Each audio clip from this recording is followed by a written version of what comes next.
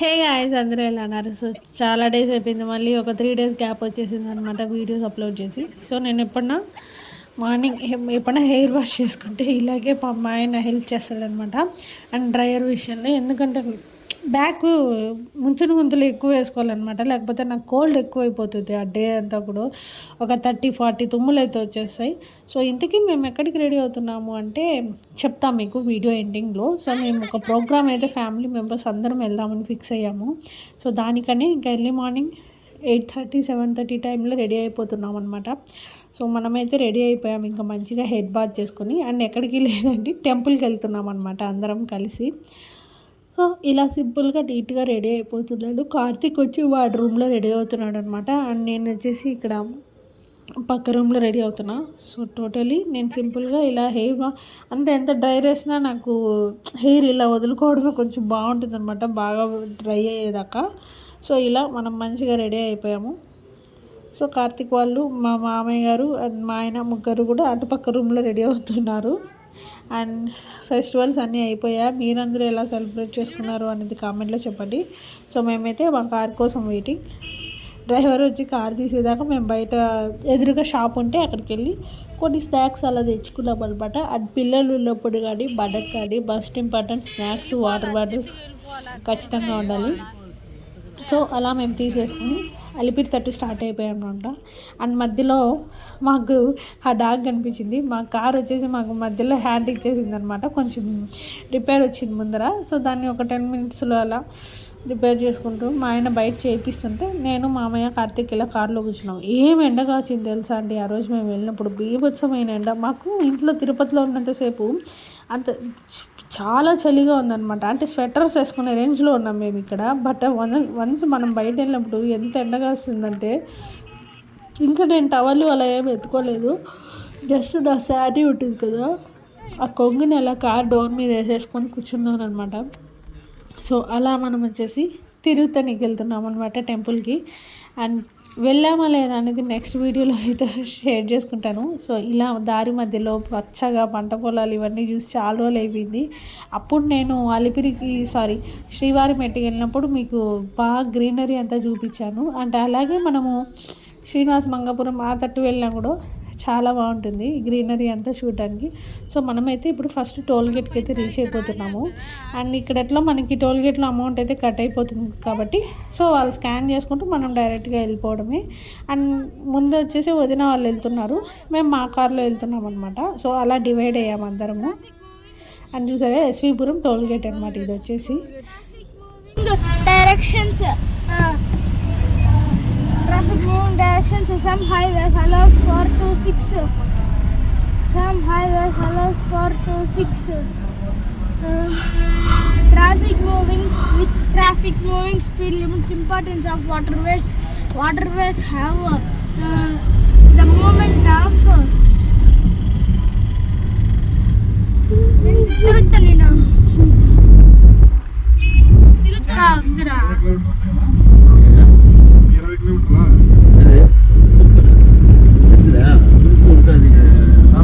So మనకి ఇక్కడ ఏంటంటే ఆ నేమ్ బోర్డ్స్ చూస్తేనే అర్థమైపోతుంది అనమాట, అన్ని తమిళ్లోనే ఉంటుంది. సో మనమైతే టెంపుల్ దగ్గరికి రీచ్ అయిపోతున్నాము. అండ్ ఆదివే కదా,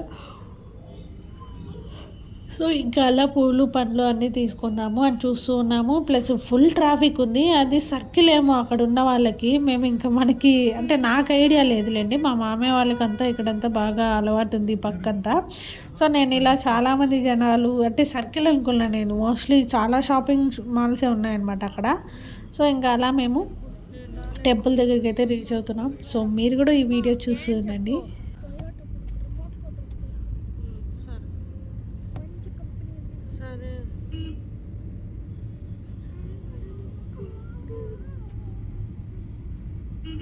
సో చూసారు కదా, ఇదే అనమాట తిరుత్తని టెంపుల్కి అయితే మనం రీచ్ అయిపోయాము. అండ్ నేను మొత్తం దారంతా మీతో షూట్ చేసి నీట్గా మీతో షేర్ చేసుకుందాం అనుకున్నా, బట్ నా దాంట్లో MB అంత లేదనమాట. సో ఇంకా టెంపుల్ దగ్గరికి వచ్చాక నేను వీడియో అనేది షూట్ చేయడం స్టార్ట్ చేశాను. సో టెంపుల్ దగ్గర ఏమైందంటే కార్సు కొండపైకి పంపించారంట. అక్కడ నుంచి టెంపుల్కి ఎదురుగానే వాళ్ళ దేవస్థానం వాళ్ళదే గెస్ట్ హౌసెస్ ఉన్నాయి, అక్కడే మీరు పార్కింగ్ చేసుకొని సో కార్ పార్కింగ్ ఎదురుగా టెంపుల్కి ఆపోజిట్లో చేసేసుకొని మీరు ఆటోలో వెళ్ళిపోవచ్చు అని చెప్పారు. బట్ మా మామయ్య గారి కాళ్ళకి అప్పుడు బాగాలేదనమాట, కొంచెం మోకాలు నొప్పిగా ఉంటే ఇంకా మేము వెళ్ళలేకపోయాం. టెంపుల్కి అయితే అసలు వెళ్ళలేదు. అక్కడ 1 అవర్ వెయిట్ చేసామండి. 1 అవర్ వెయిట్ చేసిన తర్వాత కూడా కార్స్ అయితే నాట్ అల్లాడు. అండ్ అలాగే మా మామయ్య గారు టీటీడీ కదా, మేము కార్ చూపిస్తే కూడా పంపించలేదనమాట. ఆల్మోస్ట్కి వదిన వాళ్ళు వచ్చి కొండపైకి రీచ్ అయిపోయారు కారులోనే.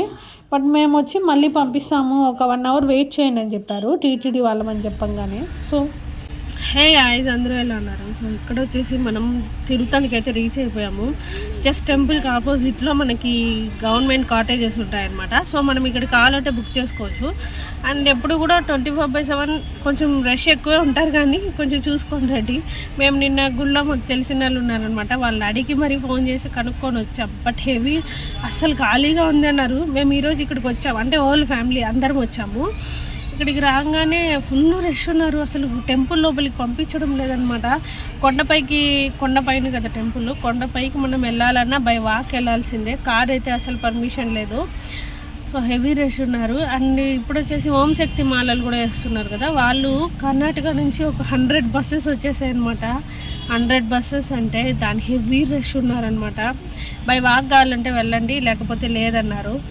సో మేము ఇక్కడ కార్లో వెయిట్ చేస్తున్నాం. అన్నయ్య వాళ్ళు వచ్చి కొండపైన ఉన్నారనమాట. సో చూడాలి వీలైతే దర్శనానికి వెళ్తామో లేదో. అండ్ కార్తీక్కి సెకండ్ గుండప్పుడు మేము వచ్చాము, అంటే కార్తీక్ చాలా చిన్న బిడ్డ, అప్పుడు వచ్చామన్నమాట కొండకి. బై వాకే వెళ్ళాము కొండకు. సో చూసారు కదా, అండ్ మొత్తానికి మేమైతే దర్శనానికి వెళ్ళలేదండి. అంత జనాలు చూసి ఫస్ట్ కొంచెం భయం వేసింది, ఎందుకంటే మా మామయ్య గారు కాలు బాగాలేదు, ప్లస్ కార్తీక్ ఉన్నాడు కదా. అండ్ ఇద్దరిని మనం మంచిగా చూసుకొని దర్శనానికి వెళ్ళాలి.